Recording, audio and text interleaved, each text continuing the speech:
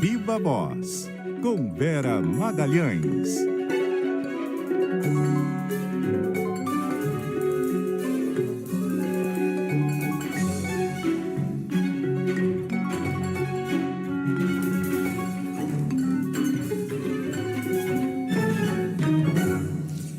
Vera Magalhães, como vai? Oi, Sardenberg, boa tarde para você e para a Cássia, para os ouvintes, também para quem nos assiste. Boa tarde, Vera. Nosso tema hoje é o que está na sua coluna em O Globo, que diz o seguinte: como os movimentos progressistas, os movimentos de esquerda, simplesmente não reagiram mesmo tendo sido contrariadas em duas questões essenciais, né? No caso da defesa do meio ambiente, foi aprovada a pesquisa de petróleo na Foz do Amazonas, que a esquerda, o movimento de esquerda, o pessoal do meio ambiente era contra, e também o Lula não deu a menor bola para a reivindicação de maior participação feminina no Supremo Tribunal Federal. E o Lula simplesmente ignorou essas demandas e não aconteceu nada, né, Vera? Não aconteceu nada de mais ali barulhento, de mais radical, de mais de um protesto com mais revolta, né, Sardenberg? Se fosse qualquer outro presidente, aí não precisaria nem ser alguém da direita como Jair Bolsonaro, alguém da extrema-direita ou da direita como Jair Bolsonaro, mas se fosse qualquer presidente, mesmo de centro, que tomasse essas duas decisões, a reação dos movimentos de esquerda seria muito maior. Certo ou não, com justificativa ou não, o fato é que esses movimentos fariam um protesto bem mais veemente, iriam, inclusive, às ruas, etc., se outro presidente, às vésperas de uma COP realizada no Brasil, tivesse liberado a exploração de uma nova fronteira petrolífera. Tem 1000 justificativas técnicas para isso, 1000 justificativas econômicas, algumas, inclusive, amparadas na defesa da soberania nacional, mas para esses movimentos que incluem cientistas, ambientalistas, uma boa parte da academia, uma boa parte da classe ali de influenciadores, artistas, etc., essa questão é inegociável.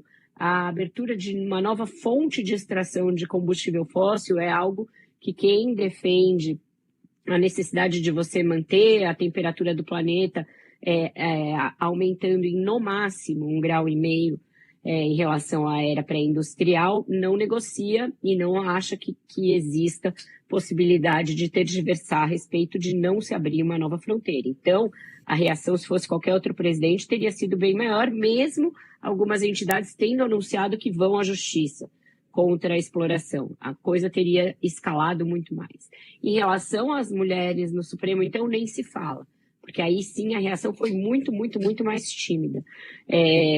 Chegaram alguns movimentos a fazer listas, elaborar listas de mulheres, inclusive de mulheres negras, que reuniriam as condições para serem indicadas pelo presidente. Isso não foi nem mencionado por ele. Ele não chegou nem a dizer, olha, eu recebi aqui uma lista, essa lista tem bons nomes, mas o critério não vai ser esse agora, olha, mas no futuro eu me comprometo a analisar nada. Lula nem sequer olhou para isso e ficou por isso mesmo.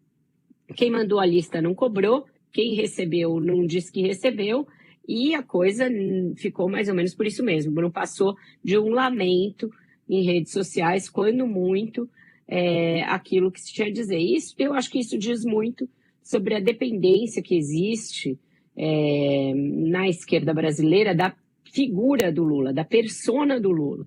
É como se não houvesse outra liderança capaz de inspirar apoiadores da esquerda, a não ser o Lula. E para isso se passa por cima, se passa pano, se passa batido por muitas manifestações dele de cunho machista, de cunho misógino, de desdém com essa questão ambiental, que para ele nunca foi central, sempre foi uma coisa acessória, a não ser quando é em campanha e ele precisa atrair a Marina Silva para o seu palanque de volta. Então, eu acho que esses dois episódios mostram uma certa hipocrisia por parte da esquerda brasileira com os próprios fundamentos do seu discurso. Então, porque se uma coisa é fundamento, ela tem de ser cobrada e exigida de qualquer governante, seja ele de esquerda ou de direita. Porque senão fica parecendo que o discurso vale para quando você é oposição, mas não vale para quando você apoia o governo de turno. Inclusive você mencionou, né, Vera, a ministra Marina Silva, que não se manifestou depois da autorização para a exploração ali do ponto de vista de pesquisa da Foz do Amazonas, né? Ela, que nós sabemos, é contrária a isso, já tinha se manifestado antes, mas depois que saiu a decisão da autorização, não falou mais nada, né?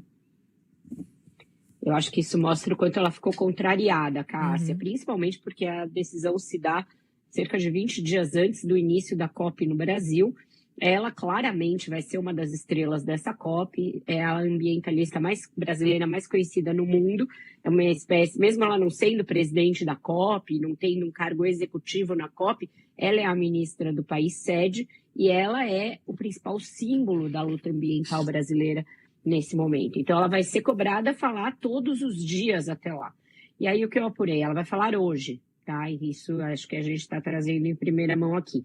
Ela vai dar entrevista a um programa chamado Estúdio COP30, que é um estúdio que é um programa da própria EBC, e que, portanto, ela vai testar o discurso, ela vai testar a reação dela pela primeira vez num canal mais controlado, num canal que é do próprio governo. E aí ela vai falar menos sobre o timing, menos sobre essa coisa de ter sido às vésperas da COP, e mais sobre algumas salvaguardas que ela acredita que têm de ser garantidas quando a pesquisa e depois, posteriormente, a prospecção começar. Então, ela vai falar sobre a necessidade de avaliações ambientais, de áreas sedimentares, que sem isso não daria para você iniciar uma extração por lá, que é essencial para gerar informações técnicas, para subsidiar, inclusive, futuros licenciamentos naquela região. Ela deverá falar sobre como vai ser feita a gestão ambiental da margem equatorial, o caminho que é necessário, paralelamente a começar essa exploração, se traçar um caminho claro para a transição energética. Então, ela vai colocar alguns pontos que eu entendo que ela julga que são necessários para, e aí é um entendimento meu, para compensar, né, para apaziguar isso, que claramente é uma derrota dela. Ela vai insistir que o IBAMA deu uma decisão técnica e não política, embora a gente saiba que o pano de fundo político está dado aí nesse caso. Exatamente. Exatamente. Se não fosse o Lula e não fosse a Petrobras, a licença não sairia, né?